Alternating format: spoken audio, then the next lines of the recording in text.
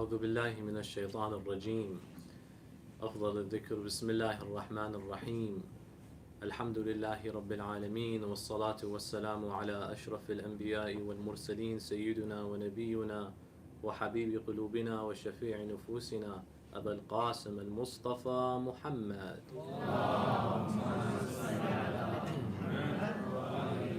وأهل بيته الطيبين الطاهرين المعصومين المنتجبين الذين أذهب الله عنهم الرجس وطهرهم تطهيرا. صلى الله عليك يا رسول الله، صلى الله عليك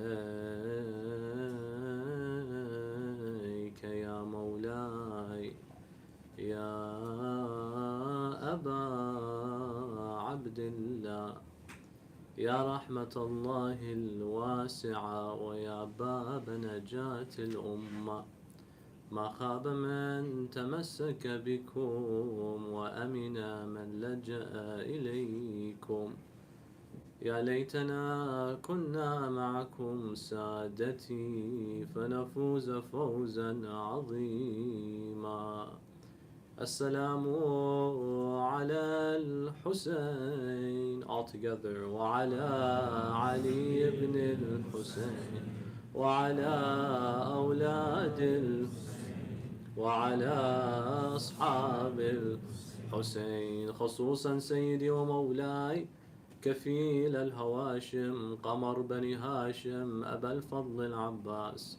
السلام عليكم جميعا يا شهداء كربلاء ورحمة الله وبركاته.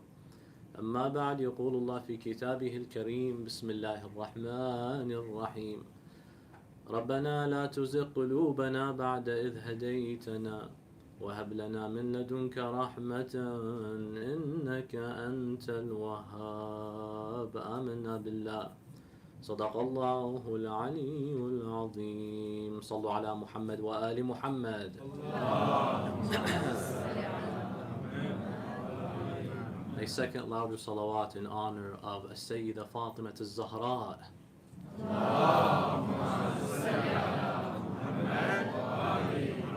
A third with your loudest voices in honor of the Imam of our time, Imam Sahib al-Asri wal-Zaman.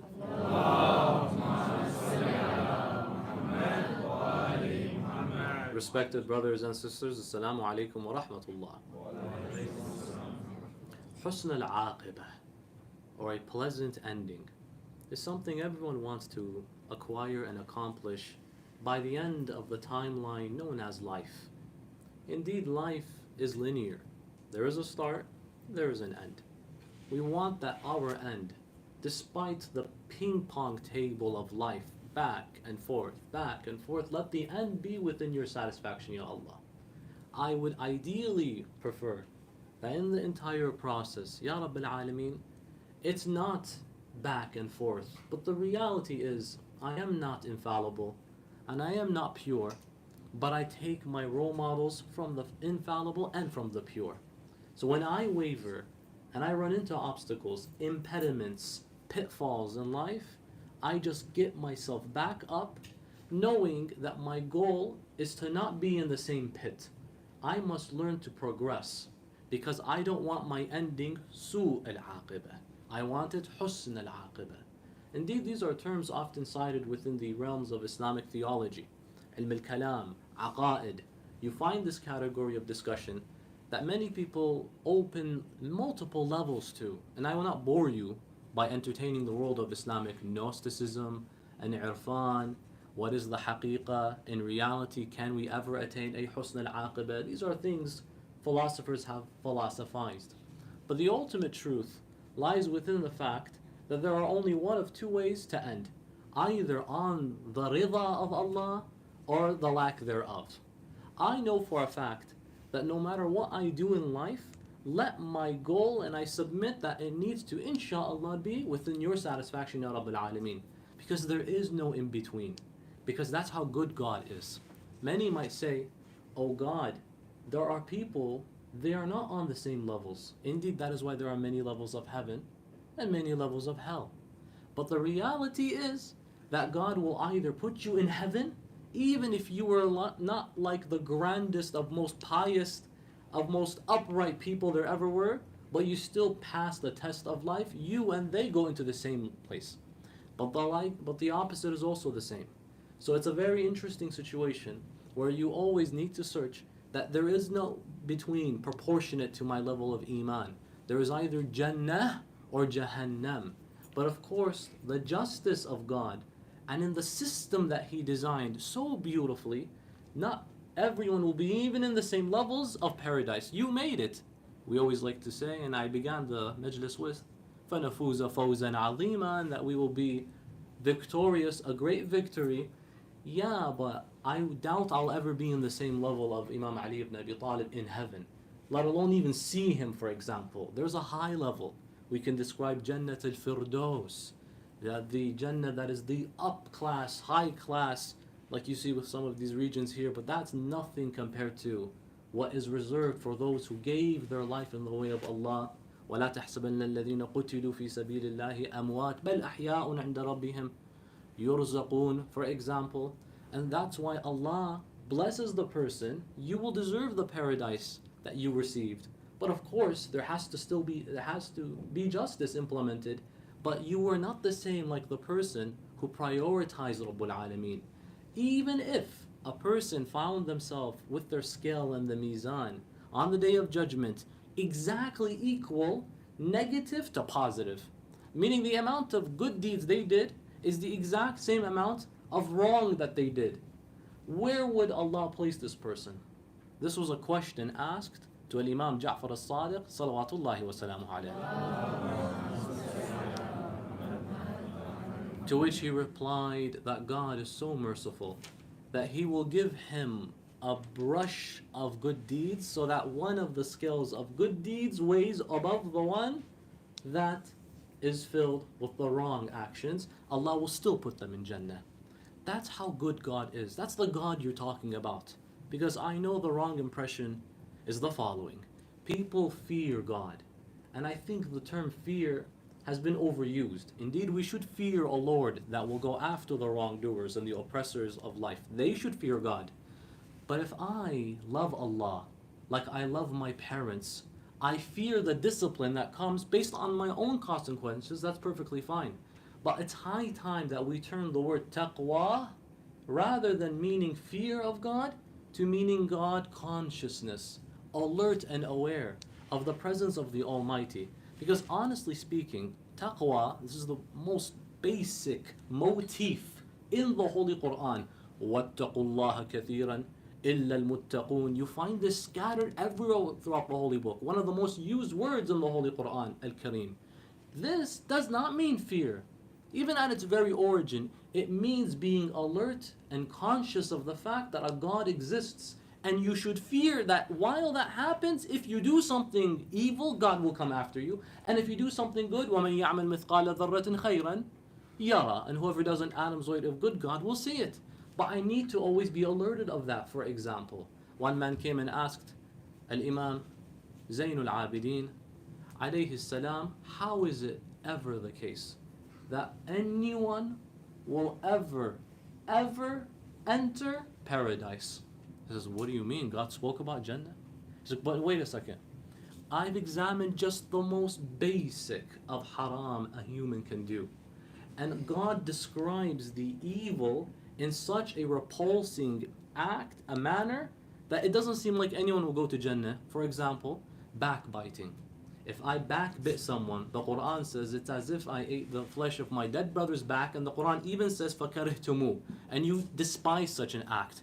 That's just backbiting, let alone gazing where I shouldn't gaze, doing what I shouldn't do, usurping the rights of others, wronging others, cheating others, immorality, left, right, and center. What will God do to me then if all I'm doing here is just rumors? And that's the consequence of it, as seen spiritually from the eyes, metaphorically speaking, of Allah subhanahu wa ta'ala. How can anyone get into Jannah with so many ways to get into hell? And this is a mindset that still exists, by the way. And that's why the Imams are examples for all of us. What did he reply? He said, but with such a merciful Lord, how can anyone go to hellfire? With so many sins, how can anyone get into heaven? Imam replied, with such a merciful Lord, how can anyone go to hell? Hellfire is reserved for those who genuinely put effort. It's almost as if they intentionally wanted to go there. Because you're talking with a Lord that wants to introduce himself. How many names does Allah have in the Qur'an? Let's say 100. How many names in Dua Joshin? 1,000. Plus the attributes. He only wants to introduce himself with two. Rahman Rahim. Compassionate, merciful. Loving, affectionate. Passionate, empathetic. And I'm using adjectives and synonyms because I can't do justice with the Arabic Rahman or Ar-Rahimiyya. So you have to throw these words to make sense of it. Of all things he could have chosen. Jalla Jalaluhu. Compassionate and merciful. With such a compassionate and merciful Lord, it seems as if those who went to that final Al-Aqibah and the unpleasant ending and that eternal punishment, it's as if they wanted to go there anyways. That's the rahmah of Allah subhanahu wa ta'ala. That's the God you're dealing with. The Holy Prophet says that Allah's rahmah is divided in 100 parts. See, it's like, let's say, divided 100 parts. One of those parts are reserved in this life. One portion of the 100 portions of the rahmah of Allah is reserved in this life, this dunya. Look at all the mercy you see. Is it not a big mercy that we gather here safe, with health, with good company, with beautiful people, hopefully somewhere all beautiful inshallah, with good food waiting for us, hopefully with a good speaker in front of you, that we gather with good members of our community who want the good from us, who don't want to see us struggle, want to see us improve with goodness. There's so much mercy. There is. As much as we notice there's corruption in the world, there's a lot of rahmah. Look at the affection from a mother to her child. That's the biggest epitome of mercy. That is only one portion of the rahmah of God in this world. The other 99 is reserved on the Day of Judgment. From how much your Lord will be forgiving people. At-Tawwab, Al-Ghaffar. He is known by these descriptions because he literally wants you to understand that God is a loving God. Not a God after eternal fire or blaze, but because he is a just God that has to exist. There will be people that no matter how many options God gave them, they began good, they ended bad. God doesn't make an evil creation. Evil doesn't exist in the ethos of the creation of God. People become evil. And I know this is a discussion in Islamic eschatology and in the realm of ilm al-kalam, but that's what the Qur'an says. Bismillah ar-Rahman ar-Rahim. قُلْ أَعُوذُ بِرَبِّ الْفَلَقِ مِنْ شَرِّ مَا خَلَقَ. So I seek refuge to the Lord of the Falaq from the evil of the creation that he created. Not from the evil he created. From the evil of the creation he created. So the evil, its source was what? God or the creation? The creation. Now some might say, well, by extension, you made the creation capable of making evil. Yeah, but the creation can also not do evil. The creation can also do very many beautiful good in life, but it decides to do evil. And that goes back to the whole discussion of free will and predestination, and do we have a choice? Indeed we do. Like some things in life, we never chose. I mean, did you choose where you were going to be born? No. Did you choose who your parents were going to be? No, although some people wish that was probably the case. And by the way, some parents hope that they could choose their children at the same time, but the reality is we don't choose these things. We choose when we'd like to see, inshallah, a bigger family. We choose where we would like to live, but not where we were born. We choose to make these changes. One man came and asked Al-Imam al-Baqir alayhi salam, Ya ibn Rasulillah, explain to me this concept with your free will and predestination discussions. He says it's easy. Some things in life you choose, other things in life you never had a choice. Like say like what? I'll give you an example. You stand right now. So the companion stood. He says now lift one leg and keep standing on the other leg. So he lifted one leg. He says now while that leg is lifted, please lift the other one. He's like, I can't. He's like, exactly. Your free will, you willingly chose to lift one leg, but you're predestined to never lift the second one while the first one is up. There are things in life we never chose, indeed. But then I can make my decision. So God gave me the option, that's the free will component, but he made us all good.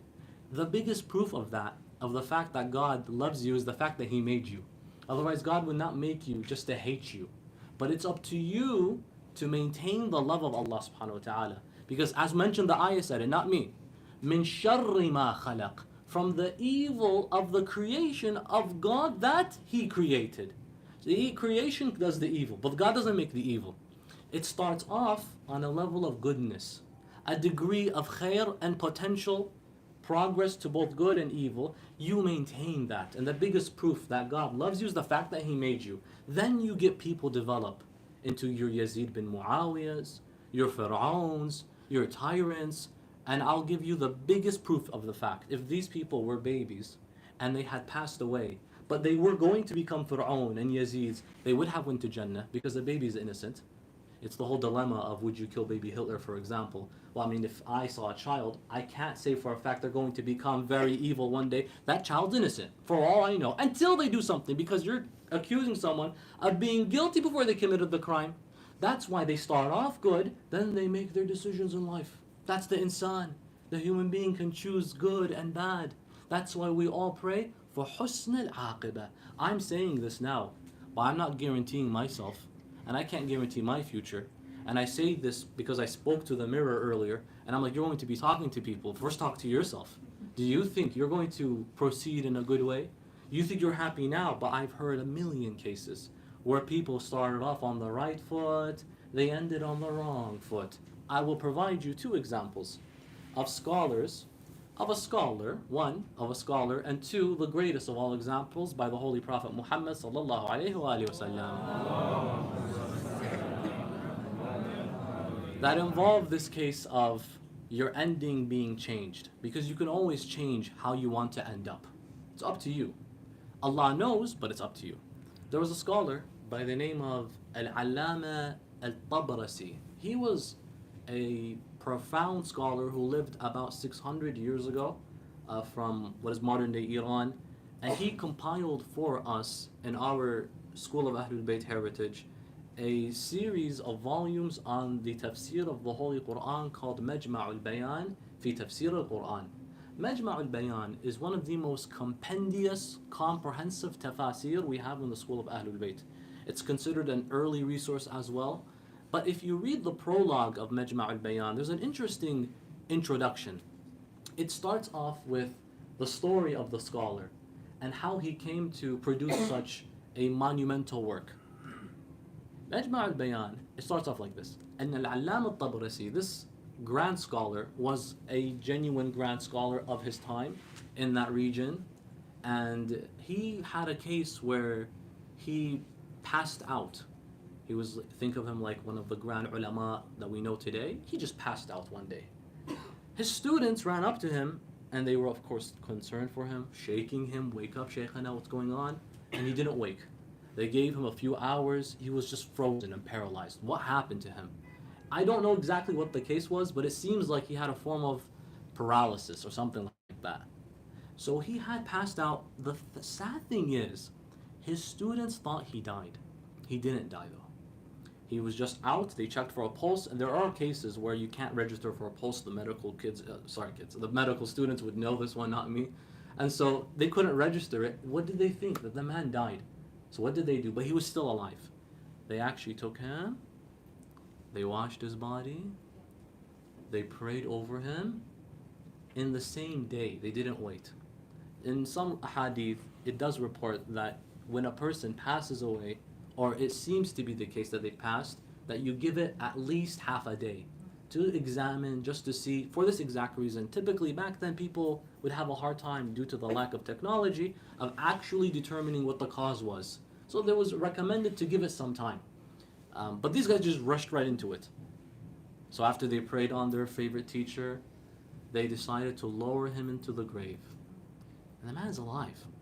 They lowered him into the grave, and they put him down there, and then the grave digger started throwing the dirt back on. Now if you know anything about the manner in which Muslims are buried, the grave is dug, and it's open to the side. There's an area where they put the body there, and then what was dug, they fill that up with dirt, so that the area the marhum is placed in, the dirt on top is compact because it wasn't dug up earlier, if that makes sense basically. So they filled up the spot that they had dug up after they put him into what they built like a little space.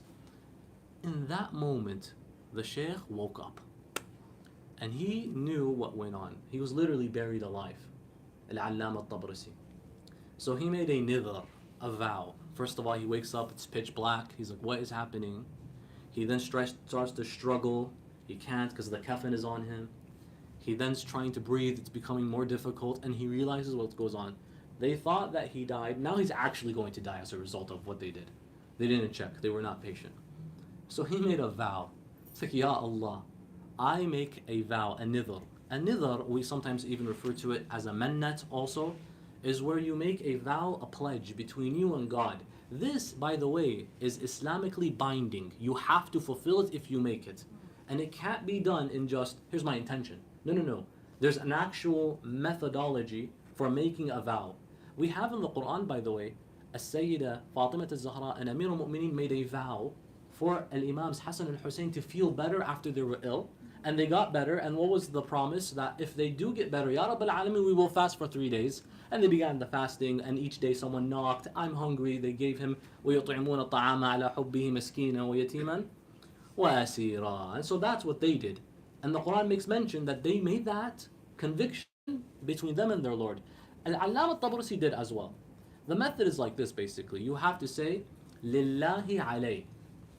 Upon me, God, upon me, in that sense, that it is now a binding rule from God upon me, and then you mention what you want to say. So it's a simple term, Lillahi alayh, and the following thing. You can say it in English and whatever, but the beginning must be like this. It's almost like a basmala. Bismillah ar-Rahman ar-Rahim. Lillahi alayh, that if I, for example, pass my exams, I don't know, maybe don't make that vow, because you probably, I don't know, some people will inshallah pass, that you then make a condition that I promise I will donate $10,000 to support Shia programming at the Islamic Center at NYU, for example. I would encourage you to make that type of a vow, by the way. No, for real. So you make such a vow. If what you wanted is accomplished, it is binding, wajib, shar'i, to fulfill it. In fact, it is so binding a vow that if you said that if I get what I want, I will fast, and you happen to be traveling where you do not fast if you traveled a long distance, you still have to fast even if your salah is qasr. It's shortened because of how far you're fasting. It's that transcendenting. It's that transcendental basically. That this is something you must fulfill. And if you don't fulfill it, you must pay a kafara, a penalty, which is you have to fast for 3 days as a result of this. So it's a serious thing. But this is where the dua gets accepted, because now you made a condition between yourself and God. You will genuinely fulfill what you promised if I give you this. And of course, God knows the outcomes in reality, but this is a test for you, inshallah. And so Al-Allama is like, Ya Allah, I'm going to make a vow. If you get me out of here, I will write for you a very comprehensive tafsir of the Holy Qur'an. Immediately, as he makes that vow, he thought this was going to be his end. He realizes someone is digging right next to him. Who was that? The grave digger, according to this story, and this version of the story, because there are slight differences in this, but they're all very similar. The grave digger was digging because he had lost his ring in the process of digging the sheikh, the hole, the grave. So he's thinking, I need to go back and find this ring. It's that special to me. I'm willing to exhume a grave for goodness sake. There are some people like that. So he's digging. He comes close. Al-Allama sees a hole emerge finally. What does he do? He grabs his hand. You can imagine what happened to the grave digger right afterwards. The tradition says he told him, wait, relax. This is the case. It was an accident. I'm still alive. I'm not a zombie. Can you get me clothes? Because I'm in a kafan. And you know, the marhum is buried in just a kafan. That's it. The grave digger is probably catching his breath after some time. And he says, fine. Wait here. I'll bring you clothes. He brings him clothes. Al-Allama al-Tabrasi wears them. He says to him, where are the people? He says, oh, they're at your Fatiha. They're at your funeral at the masjid. He's like, they're at my funeral? So now Al-Allama gets a thought. You know what? I've always wondered, if I were to die, and I'm sure many of us might have had this thought, who would show up to my funeral? So I know who to have beef with if they didn't show up, for example. So he goes to the masjid, and he sees everyone gathered. And he sees his students all gathered there. He sees his wife crying. Alhamdulillah, not smiling. I know some might do that. And he sees his friends gathered, and his family, and his children, and his sons. And he sees a speaker speaking, talking about the greatness of the shaykh, what he did and contributed. And he sees people volunteering to speak. Al-Allama al-Tabrasi requested from whoever was organizing, can I say a few words? Of course, he's dressed up, disguised a little bit. And so he says, who are you? He's like, I love Al-Allama, he was a great man. I just want to say a few words about my experience with him. He's like, for sure, for sure. Al-Allama al-Tabrasi goes and stands in front of everyone on the podium. People are looking, but they don't notice. They could never imagine, for example. Some probably realize a little, but they're like, that can't be, can't be. So he starts speaking. Of all things he starts talking about, he speaks about Yawm al-Qiyamah, resurrection, the return, al-Maut, Akhirah, that we will all be resurrected. And they're thinking, why is he talking about this when right now we're mourning the loss, that after death is life, and then soon you will all notice that I have returned. And he removes his clothing. They all run outside of the masjid screaming. They were afraid. Al-Allama al-Tabrasi then realizes, what did I promise? That it's all fun, we had a good time, I noticed who wasn't there, I'm going to have to talk to them later. But now I promised God something, that I would do what? If you get me out, I will write a tafsir of the Holy Qur'an. Now if you notice, about 600 years ago, when this sort of incident happened, the tafsir of the Holy Qur'an, you didn't see many which were extensive. You can see, for example, tafsir al-Qummi, which is a very quick, if you ever look at that, it's one of our earliest tafsir in the school of Ahlul Bayt. It's a very quick tafsir, by words. This word means this word means that. It was revealed for this case, that's it. So he's like, let me write one that has more detail, the story, sabab al-nuzul, in this incident, this was the reason why the verse was revealed. There's also a second opinion, that kind of exposition, his compendious material here. So he began writing. He wrote for the next 30 years, and Allah gave him that.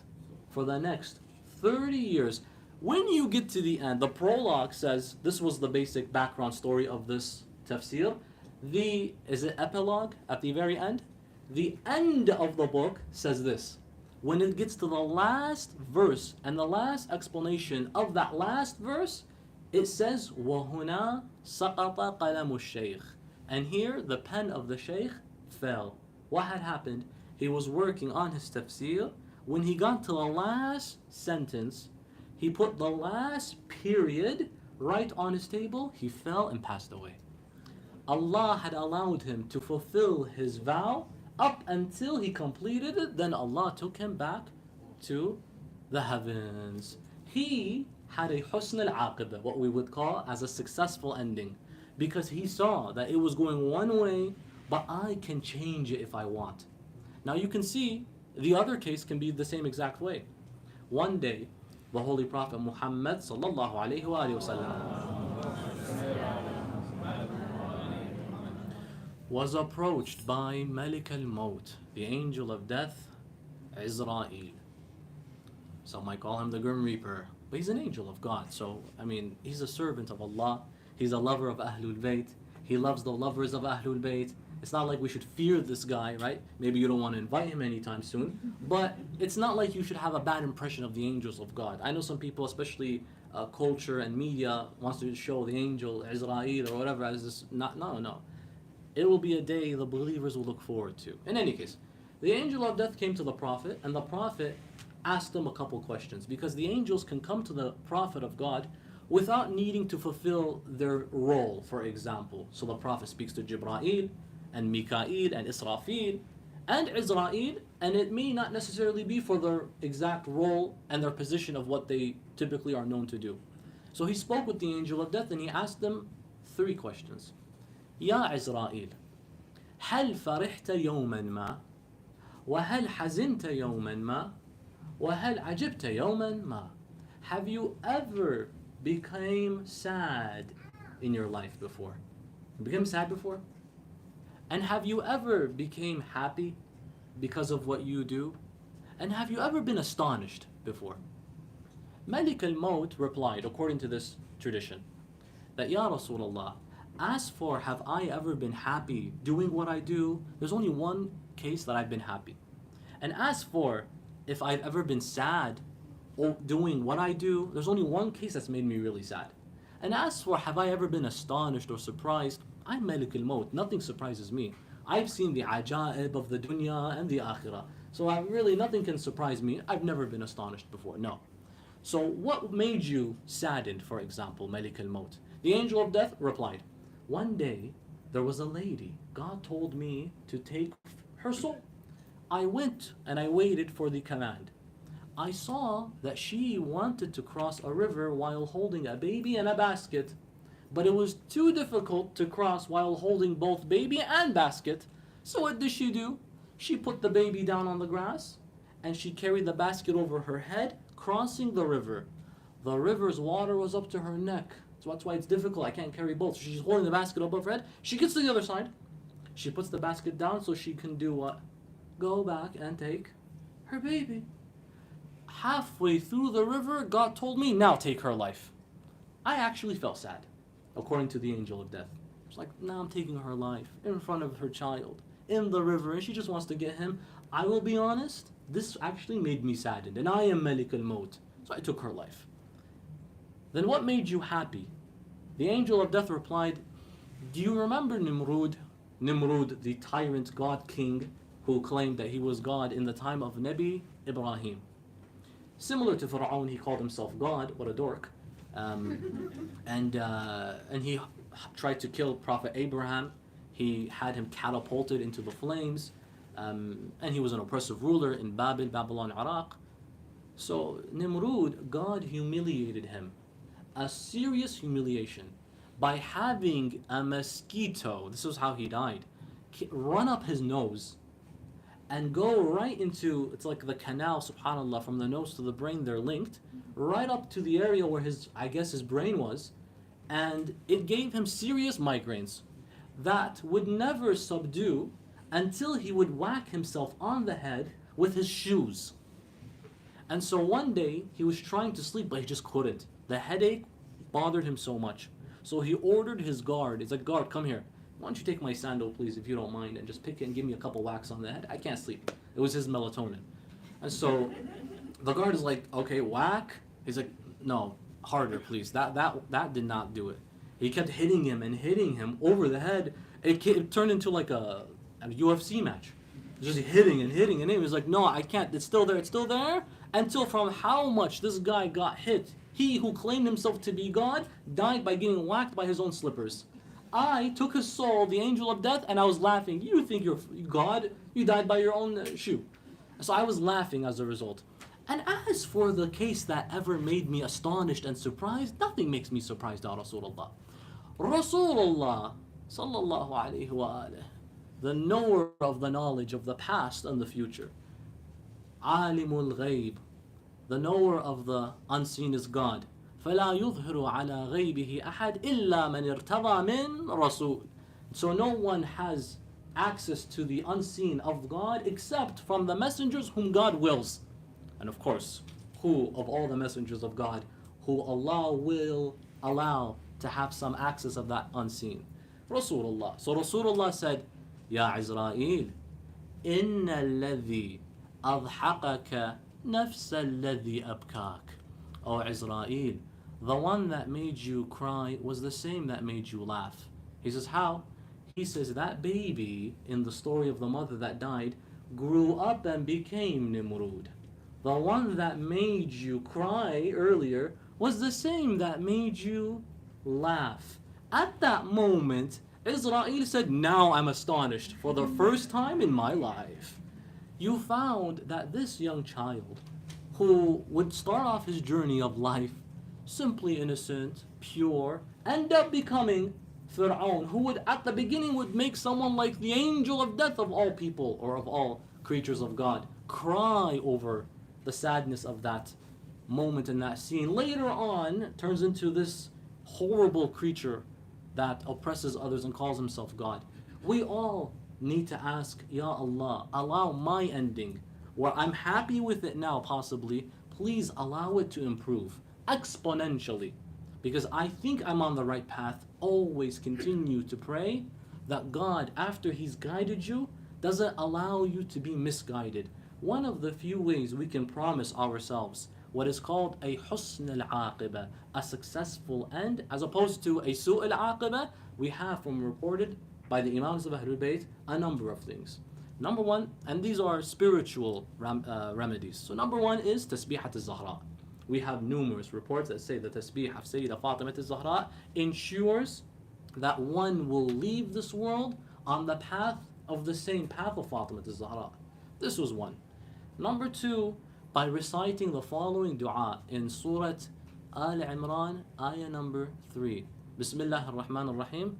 ربنا لا تزغ قلوبنا بعد إذ هديتنا وهب لنا من لدنك رحمة إنك أنت الوهاب. O Allah, O our Lord, do not allow our hearts to deviate after you have guided us, and bestow upon us from your rahmah, and you are the greatest of those who bestows. So you ask Allah, it's an ayah, but it's also a beautiful dua at the same time, that allow me to remain on this path. One day I asked my friend, I think it was Laylat al-Qadr, Laylat al-Qadri khayrun min alfi shahr, what kind of night is that? And I'm going to be praying for you, Habibi, you're in my thoughts, my du'as. Any specific du'as you want? Like I was like giving them passes basically. Anything in particular? This is not something you should really ask people. You know, their du'as are personal. But it's my brother. I'm like, yeah. Anything in particular you want me to pray for? He's like, yeah, pray for my children to remain on the wilayah. As like, your children to remain, that's an interesting dua. Why? He's like, saying that they're good now, but I can't guarantee influences in the future.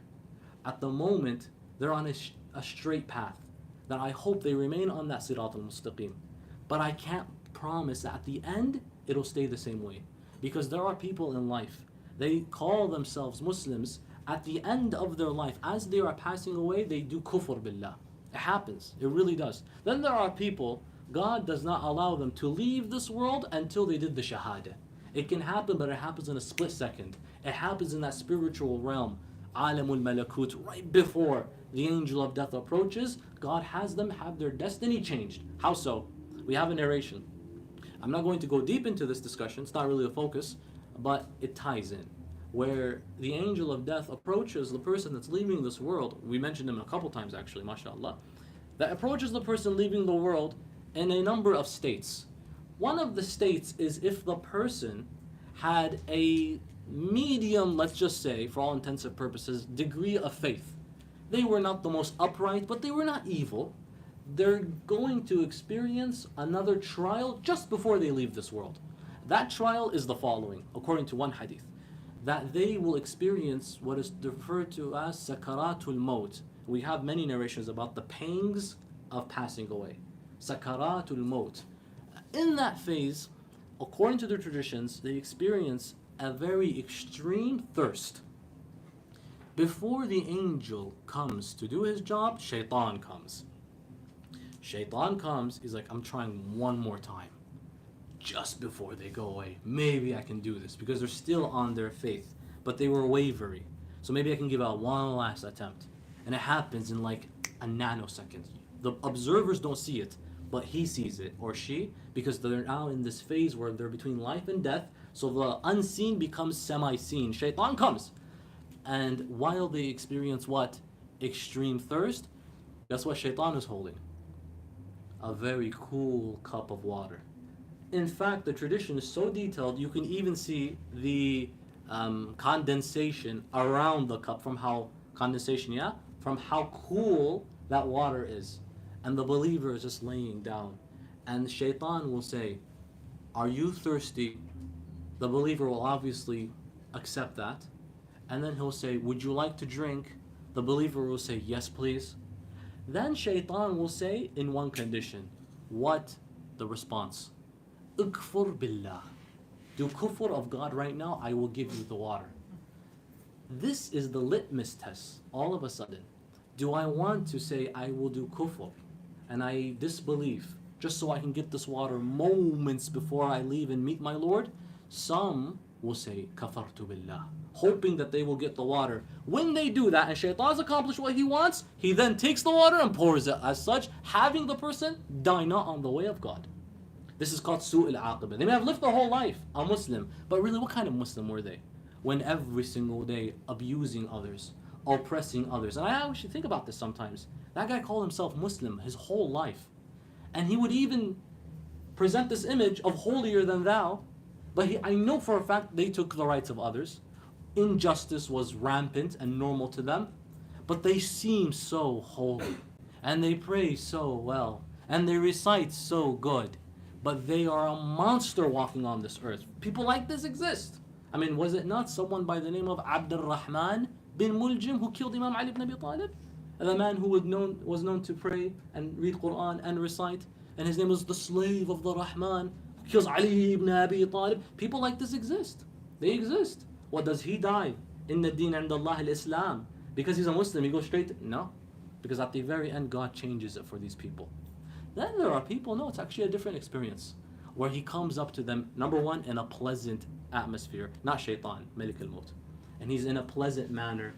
And he comes to them and sends his salams to the one that is departing. Saying to them, Salamu alaikum. I know what you are experiencing is quite difficult. I will make it easier for you. In fact, because you were so upright in this world, we will give you a moment. Would you like to fulfill some last final things before I take away your soul back to your Lord? So he, according to a tradition, gives the person passing some time. Do you have a will you want to write? Say your goodbyes, for example. Those are reserved for the believers of God who, yes, they were not pure completely, because who is besides 14 ma'soomeen and the anbiya of Allah subhanahu wa ta'ala, but they did their best in this world. And they truly love righteousness, and as a result they hated evil and injustice. So he'll give them time, and then the process of the extraction of the soul is such a soothing process. The hadith says it's as if you took off your old dirty clothes and put on fresh, clean, new ones. Have you ever felt that feeling? I remember playing soccer in middle school. It gets so muddy, dirty, grassy, sometimes bloody and tired, and you just want to get rid of them, and you're in the car ride home and you just feel nasty, because when you're playing you don't feel what's on you. But when you're coming back home and you're sitting down and you start to get your senses and the adrenaline sets, and you're like, oh God, let's get rid of this. Especially if you're doing really good as I was doing, for example. You get home and then your mother has fresh, because they're warm too, because they just pull them out. They have that nice clean smell, beautiful, spotless, and you put those on after the shower, of course, and some fragrance, and then you wear them. You know, the feeling is so monumental, I can't even describe it. You've all gone through that feeling. The extraction from this life to the next will feel like that, if not better, for the believer. That is what is called Husn al-Aqibah, where you have your ending be a pleasant one.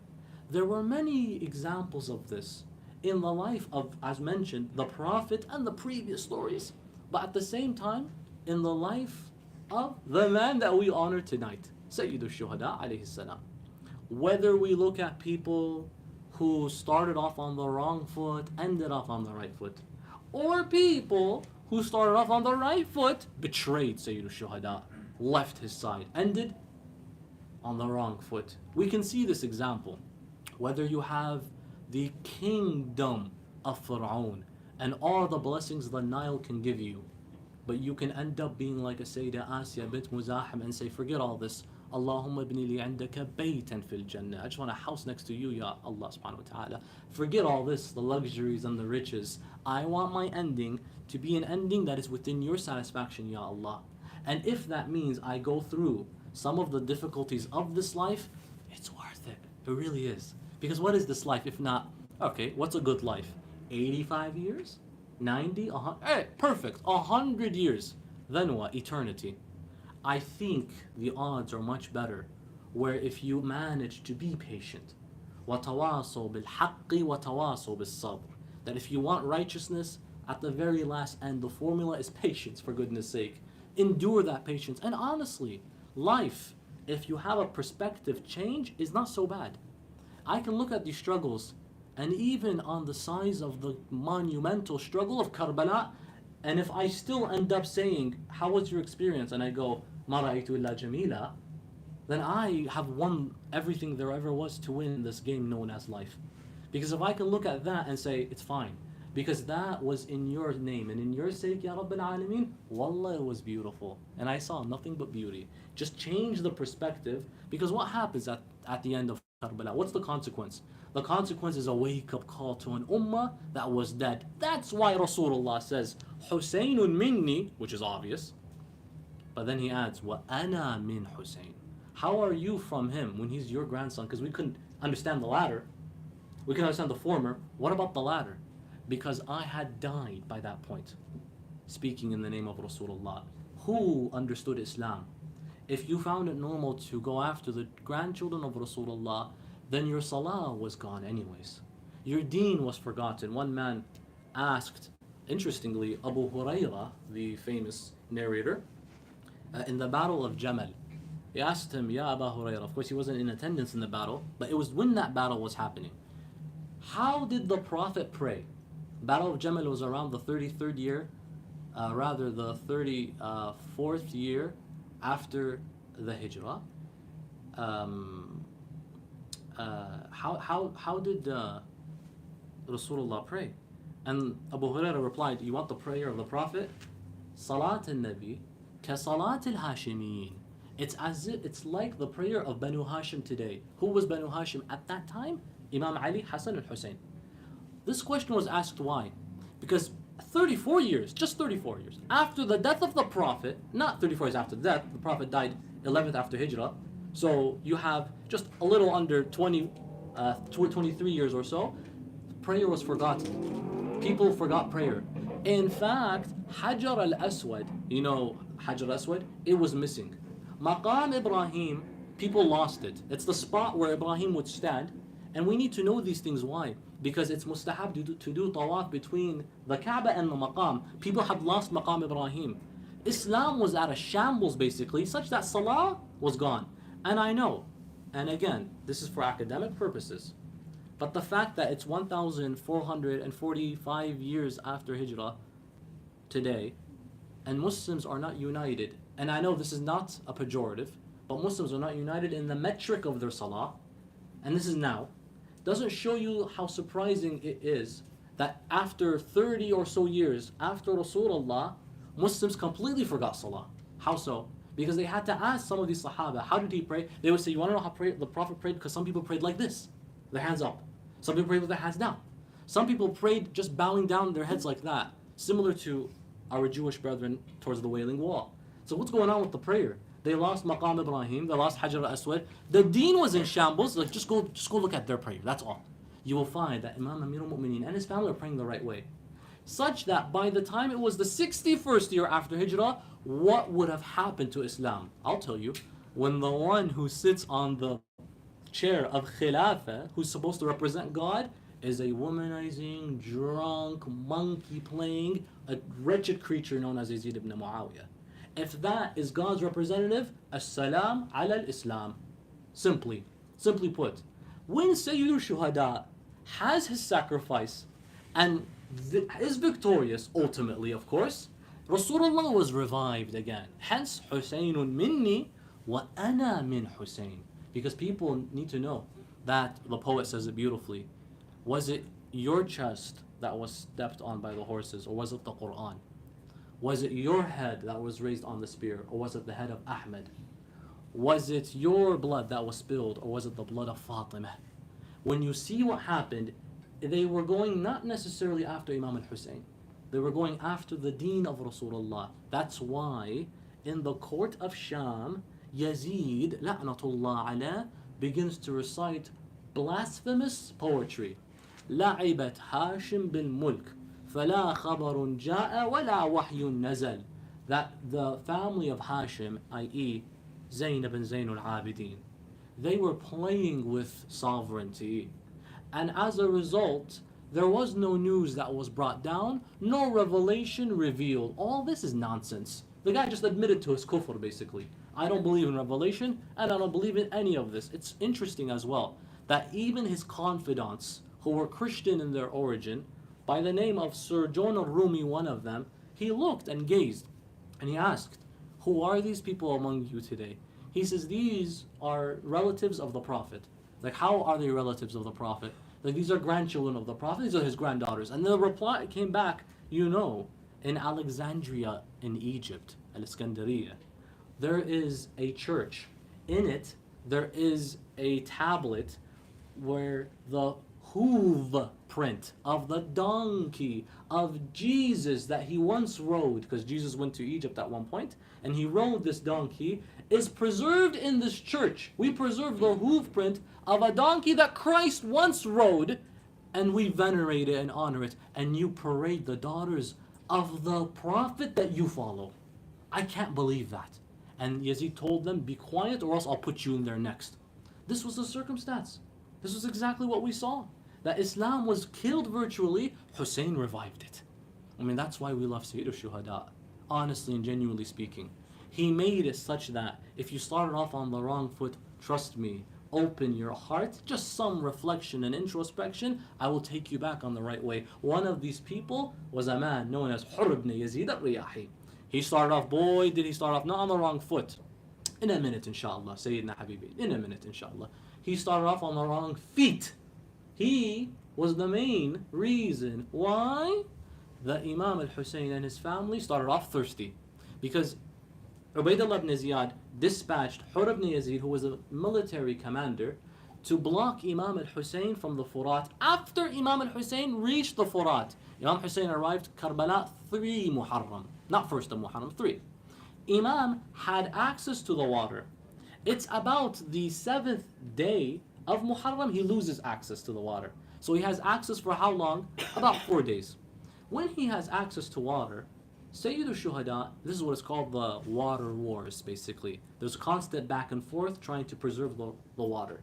Hurr ibn Yazid comes and says, Ya Hussein, you have the water, and I swear to you, our horses and people are thirsty. Look at the magnanimous heart. Imam Hussein says, why do you need to ask? Here, drink. I can't handle seeing a horse thirsty, let alone another creation of Allah like the insan. Please, please come and have. Hurr says, Ya Hussein, wallah, I'm not here to fight you, but I have orders. Can you at least come to Kufa and pay allegiance to Ibn Ziyad? Imam Hussein says, a man like me never gives anything to a man like that. He says, Ya Hussein, but the orders. He's like, I don't need to do anything with your orders. He insisted. Imam then said to him, ثَقَلَتْكَ أُمُّكَ. May your mother have miscarried you. Some say, what's with the tough language here?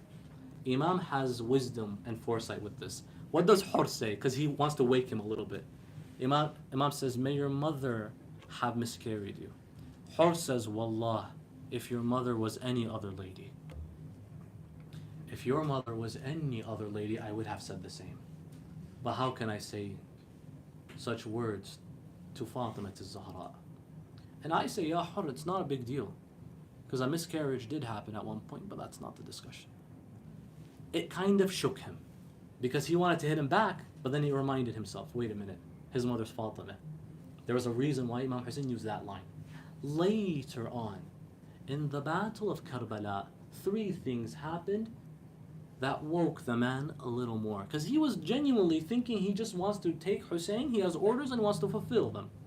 Hurr ibn Yazid says that I noticed a few things. Number 1, that the night of the 10th, we call it Tasu'a, the ninth night, I saw Imam al-Hussein alayhi salam surrounding the tents of his family with firewood, and he set them ablaze so that at night no one comes and harasses his family, because there's literally a wall of fire.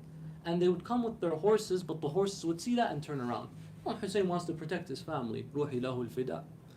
He's like, I saw him do that. I heard Shimr say, oh Hussein, are you preparing for the hellfire of the akhirah in the dunya first? He's like, that one got to me. Because I've never thought of the idea that Imam Hussein hell. This never came to my mind ever.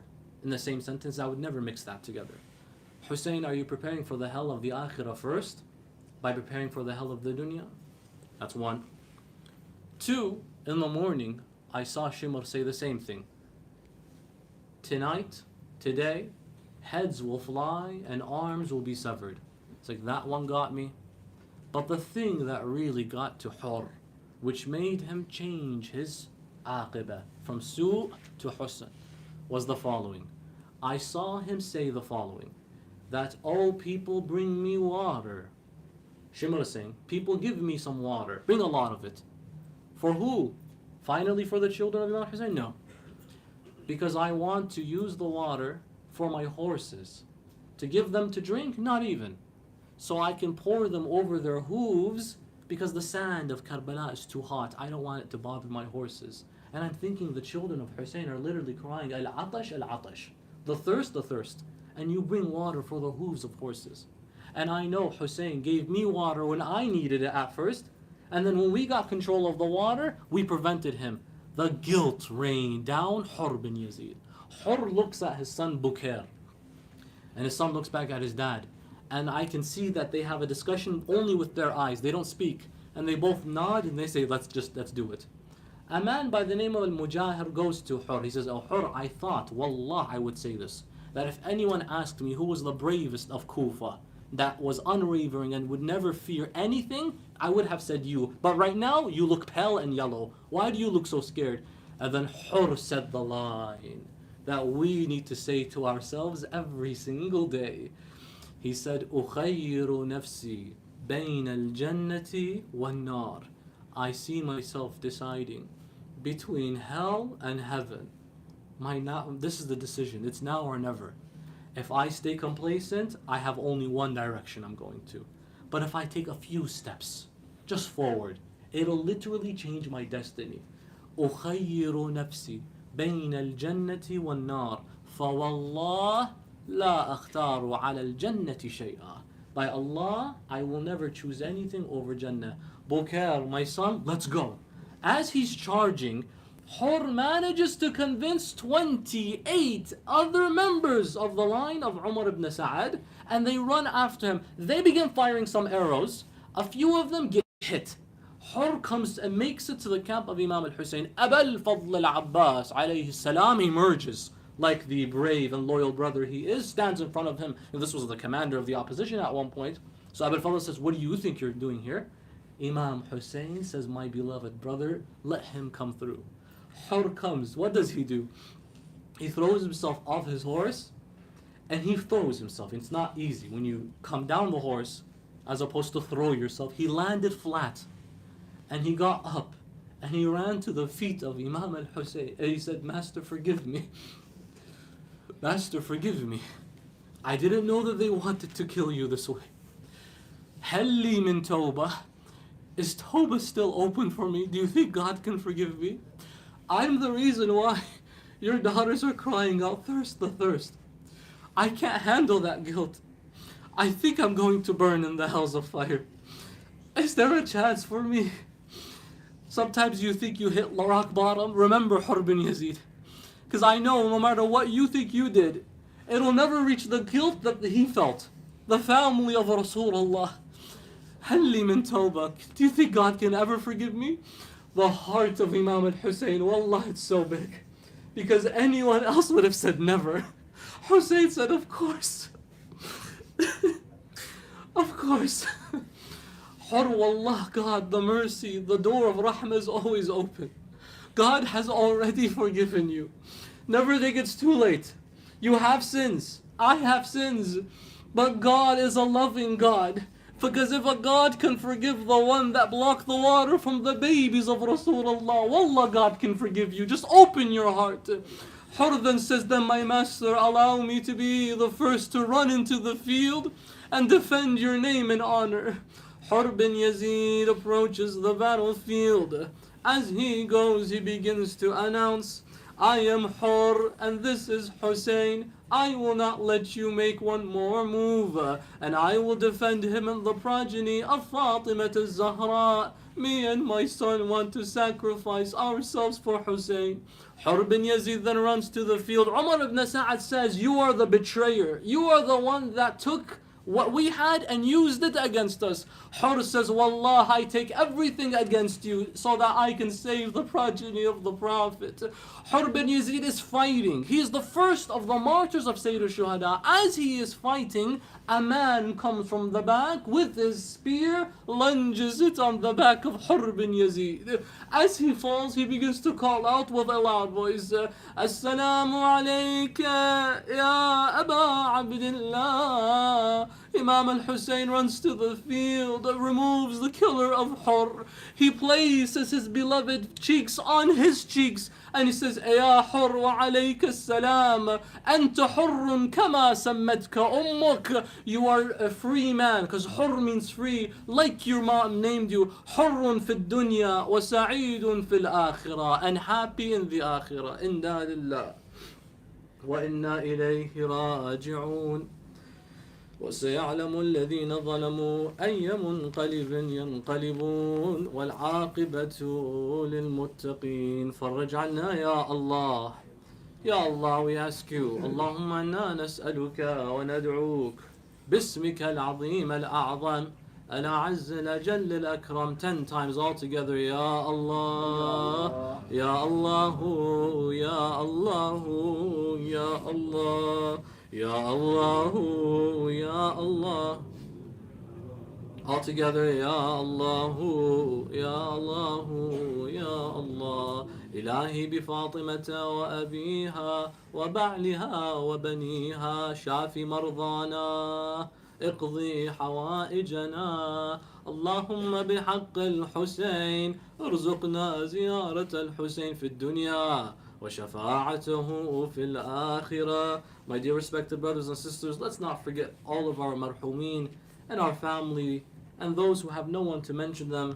Let us remember the family, the marhumin of Al-Hajj Hussein and Ahmed Mishtaq and all of their families, as well as yours, and all of us who have those who are not doing well. Let us recite for them the ayat 5 times all together. Bismillahir Rahmanir Rahim. Amman yujibu al-muftarra idha da'ahu wa yakshifu as-su'. All together. Amman أمن يجيب المضطر إذا دعاه أمن يجيب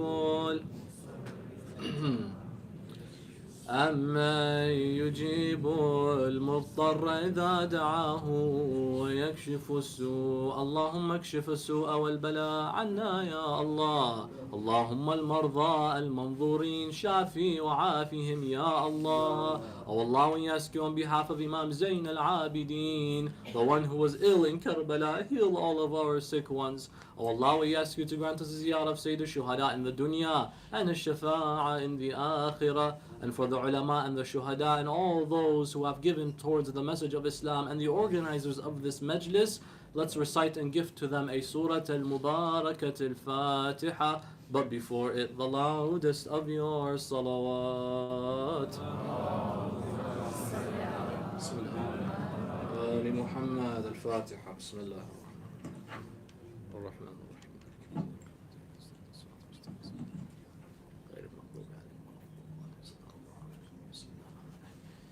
ماتم الحسين يا حسين يا حسين يا حسين يا حسين يا حسين.